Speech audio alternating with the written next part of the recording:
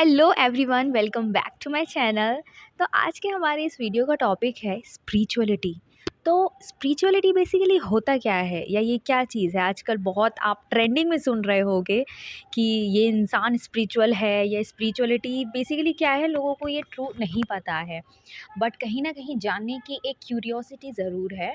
तो जितना मैं समझती हूँ, ये एक भाव है जिससे कि आप भगवान को मानते हो। ये किसी भी फॉर्म में हो सकता है, एनर्जी के फॉर्म में, पावर के फॉर्म में, एक गाइडेंस के फॉर्म में, या फिर कोई स्पेसिफिक भगवान है जिनको आप मानते हो, तो उनसे आप जो एक कनेक्शन फील करते हो इस वर्ल्ड में रह के, मटेरियलिस्टिक वर्ल्ड में रह के, आप जो ईश्वर से जो कनेक्शन फील करते हो या उनको समझने की एक बार कोशिश करते हो, तो उसी प्रोसेस को हम स्पिरिचुअलिटी कहते हैं। स्पिरिचुअलिटी की सही एज क्या होनी चाहिए इसके बारे में समझने के लिए या जानने के लिए? तो स्पिरिचुअलिटी की एज सच कोई एज फिक्स नहीं है, आप किसी भी एज में इसके बारे में जान सकते हो। बट बेस्ट अगर रहेगा तो वो ये होगा कि आप जितनी यंग एज में स्पिरिचुअलिटी के बारे में जानने के लिए ट्राई करते हो वो बेस्ट रहता है। क्योंकि आपकी आगे की सारी लाइफ पड़ी है, क्या सही है क्या गलत है, आपको गाइडेंस चाहिए होता है, लाइफ में डायरेक्शन चाहिए होता है। तो उसके लिए यंग एज में स्पिरिचुअलिटी में एंटर करना वो बहुत अच्छा रहता है आपके गाइडेंस के लिए। सो बेसिकली होता क्या है, जब काफ़ी यंग एज में कोई स्पिरिचुअलिटी के लिए इतना ज़्यादा इंक्लाइन होने की कोशिश करता है या ट्राई करता है समझने की भगवान को, तो जो उसके आसपास के लोग होते हैं ना, अवेकेंड नहीं है, वो कुछ मटेरियलिस्टिक वर्ल्ड में इतना ज़्यादा फंसे हुए हैं। तो जब कोई स्पिरिचुअलिटी में इतना एंटर करता है और अगर वो काफ़ी यंग एज का है, तो वो लोग उसको समझते हैं कि ये सब ये क्या कर रहा है, या आपको रोकने की भी कई बार ट्राई करते हैं। ये तुम्हारी कोई एज नहीं है, तुम्हें इस सब के पीछे इतना नहीं जाना चाहिए, इतना मत समझो, तुम्हारी एज अभी इस सब की है ही नहीं, ये सब चीज़ें बाद में करने की हैं। तो इस सब के लिए मैं एक एग्जांपल देती हूँ। वैसे तो यंग एज काफ़ी या बेस्ट ही बोली जाती है स्पिरिचुअलिटी को समझने के लिए, क्योंकि अगर कोई फूल खिला है, आप देखते हो कि आज अगर कोई अच्छा सा फूल खिला है, तो आप चाहते हो कि आप मंदिर में जाकर उस फूल को आज ही भगवान को चढ़ाओ। क्यों? क्योंकि उसमें आज सुंदरता है, महक है, बहुत ही अच्छा प्यारा दिख रहा है, क्योंकि आज वो फ्रेश है, एकदम फ्रेश है।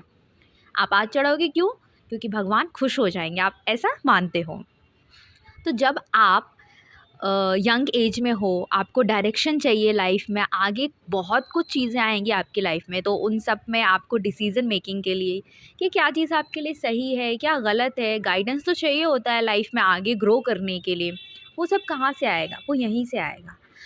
जब आप यंग एज में अपने आप को समर्पित कर देते हो ईश्वर को, तो आपको सही टाइम पर गाइडेंस मिल जाता है चीज़ों का कि आपको ये करना चाहिए, ये नहीं करना चाहिए।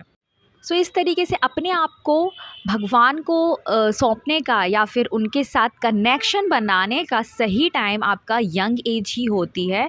क्योंकि आप पुराने हो गए ना, फिर तो जिस तरह से वो फूल अगर आप 10 दिन बाद भगवान को चढ़ा रहे हो, तो क्या वो उसको लेंगे? चलो वो तो भगवान है, एक्सेप्ट कर भी लेंगे, बट आपको खुद वो सेटिस्फेक्शन नहीं मिलेगा कि मैंने भगवान को ये चढ़ाया, राइट? क्योंकि उस फूल का अब कोई काम ही नहीं रह गया ना, उसमें जो सुगंध थी वो तो चली ही गई। उसी तरीके से अगर आप अपनी एज के बाद के फेज़ में, एकदम लास्ट के टाइम में आप स्पिरिचुअलिटी में एंटर कर रहे हो, भगवान के पास जा रहे हो, तो अब आपने सारी ज़िंदगी तो अपनी निकाल ली, अपनी मर्ज़ी से आपने जो करना था वो किया। अब जब आपकी लाइफ निकल चुकी है, एंड टाइम पर आ गई है, आप इंसान अपनी लाइफ अपने तरीके से स्पेंड करने के बाद जाता है भगवान के पास, या 60 या 65 के आसपास जब आप भगवान के पास अगर जा भी रहे हो, तो आपने अपनी मर्ज़ी से अपनी सारी लाइफ तो स्पेंड कर ली। अब तब जाकर आप भगवान से बोलते हो कि मेरे बच्चे मेरी बात नहीं सुनते या मेरी बात नहीं मान रहे हैं, भगवान उनको सही रास्ता दिखाइए।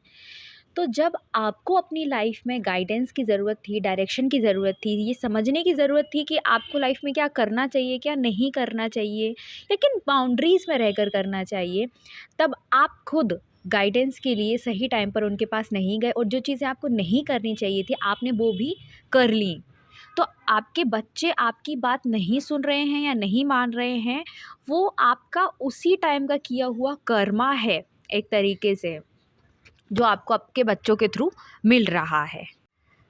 एक बेसिक क्वालिटी मैं बताती हूँ स्पिरिचुअल इंसान की।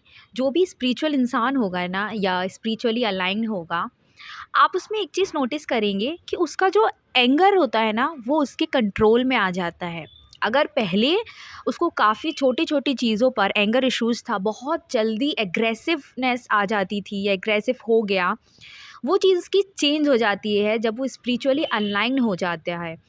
तो क्या होता है, अगर बहुत बड़ा कोई एज़ सच इवेंट भी उसकी लाइफ में हो जाता है ना, तो उसको एंगर नहीं आता है इतना इमीडिएटली कि क्विक एकदम रिएक्शन आ गया कि अरे ऐसा कैसे हो गया, मैं तो तोड़ दूँगा, फोड़ दूँगा। ये सारी चीज़ों से वो काफ़ी ऊपर निकल जाता है इंसान, काफ़ी जेनरस हो जाता है, हम्बल हो जाता है। और प्रॉफ़िट का तो हर इंसान सोचता है अपनी लाइफ में कि मेरे साथ अच्छा हो जाए या मेरे को प्रॉफ़िट मिल जाए, तो वो इंसान भी सोचता है।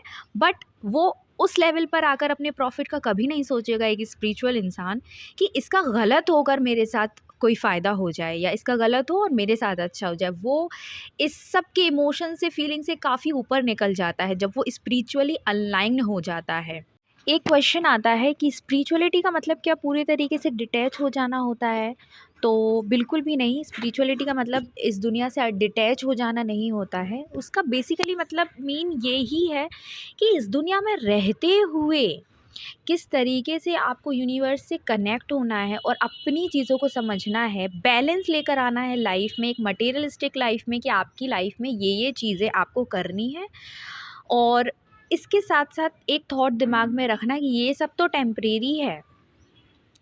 एक भगवान के लिए एक इमोशन, फीलिंग, उनसे कनेक्शन फ़ील करना इस मटेरियलिस्टिक वर्ल्ड में रहते हुए, दोनों लाइफ़ के बीच में बैलेंस बनाकर चलना, ये स्पिरिचुअलिटी है।